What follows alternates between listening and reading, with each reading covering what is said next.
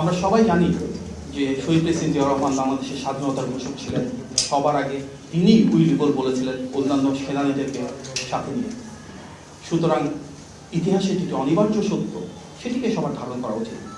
বিশেষভাবে যে রাজনৈতিক দল মহান স্বাধীনতা যুদ্ধে ভিন্ন অবস্থানে ছিল, বাংলাদেশের স্বাধীনতার বিপক্ষে অবস্থান নিয়েছিল, এবং যে দলের অনেক শহীদের রক্ত এবং আমাদের মা বোনদের সম্ভ্রমহানির সাথে জড়িত ছিলেন, সেই দলের যিনি নেতা, তিনি যদি নিজেই ইতিহাস বিকৃতিতে কোনো বয়ান তৈরি করতে চান, দেশের মানুষ তাতে স্বাভাবিকভাবেই স্তব্ধ।